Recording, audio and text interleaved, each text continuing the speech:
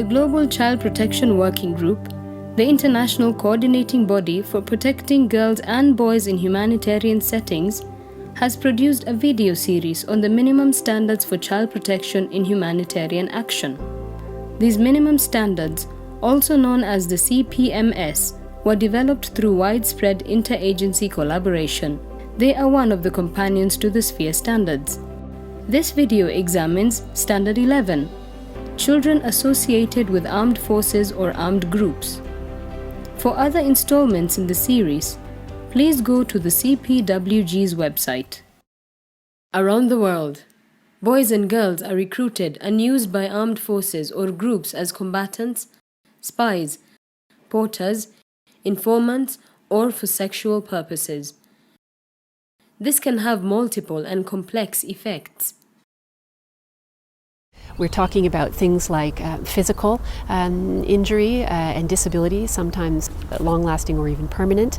We're talking about the physical, psychological effects of rape and other forms of sexual violence with girls and boys, children born of rape and the needs that those children will have, about long-term family separation, access to education being interrupted for years on end, and great difficulty for many of these children in returning and reintegrating. Our global standard states, boys and girls are protected from recruitment and use in hostilities by armed forces or armed groups and are released and provided with effective reintegration services. The standard on children associated with armed forces and armed groups has already become an integral part of what we call the protection toolbox in the organization that I work within. We use it to inform our work in terms of dialogue with parties to armed conflict, be they armed forces or armed groups at local, regional, or national levels. And certainly we've integrated it into our training and capacity building for colleagues who work in field contexts. Creating a broader awareness of rights, needs, and responsibilities at all levels has a positive effect on prevention of recruitment and related social change. Knowledge and understanding are catalysts for change. Families, local activists, community and military leaders can all make a difference if the legal and other arguments against children's participation in conflict are more widely known and understood. You have to engage the communities, you have to engage the children themselves.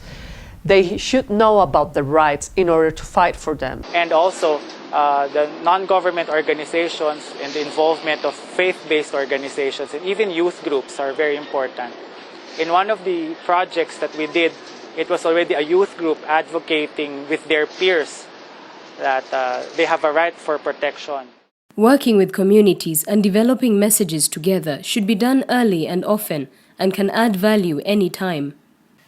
Information sharing empowers communities, and shifts in policy at a national level can result from and be reinforced by local awareness raising. Although we have national laws which prevent the recruitment of children in armed groups, these are not really translated into action or not translated into legislation at the municipal, city, or barangay level.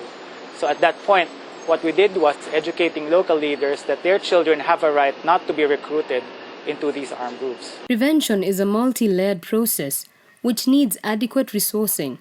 It should draw in children and their families, as well as armed actors, local activists, communities, peacekeepers, donors, and governments themselves. The minimum standard sets out a number of practical and sustainable measures that can be integrated into any strategy that's aimed at preventing the unlawful recruitment and use of children. So, what can be done to prevent the recruitment and use of children in your context? There has to be real alternatives for children.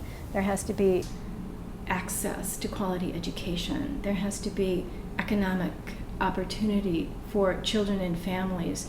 There needs to be a full, holistic approach for prevention to root causes.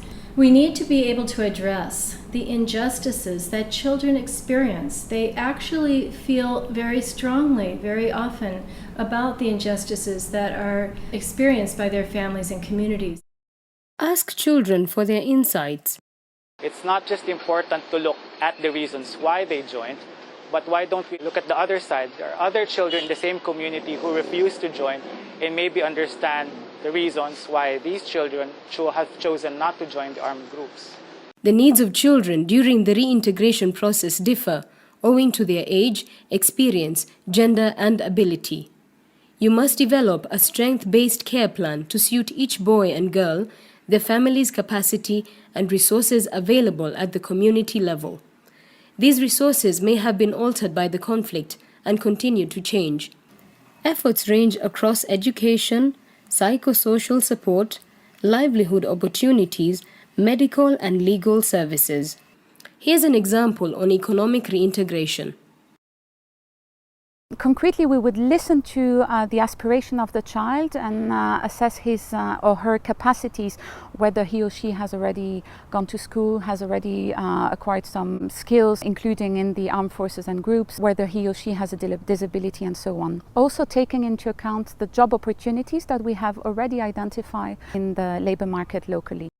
Services that improve the welfare and protection of returning girls and boys should be available to the full community of children. This ensures that the program response is holistic and not isolating or stigmatizing. Because if we are giving just grants for these children, for example, or we have a different school for them, this is not good for their reintegration in their community. And it's not good for the other children and for the communities, but because they will feel that it's better to have been in a group. Reintegration isn't something that happens quickly. It takes support over the long term to prevent re-recruitment and to afford children the opportunities to realize their full potential.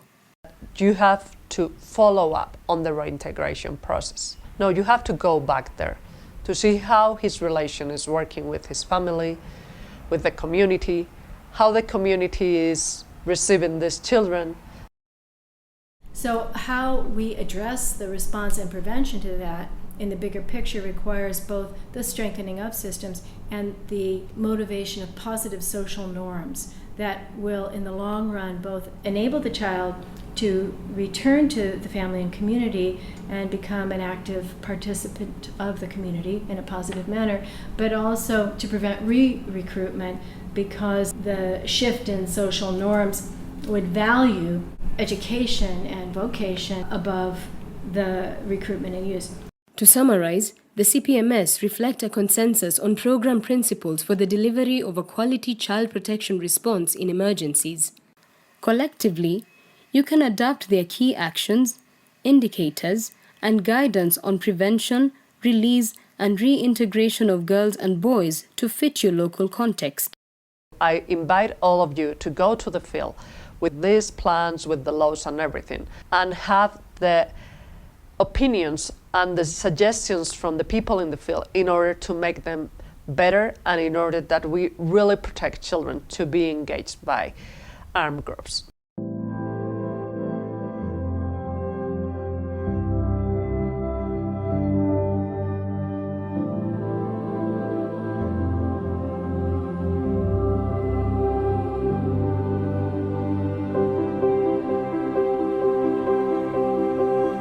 Other installments in this series focus on how to use the CPMS and on the specific standards for addressing needs. The CPWG provides support for applying the standards, such as mainstreaming briefs, guidance on contextual adaptation, and training packages. For more information, please go to cpwg.net/minimum-standards.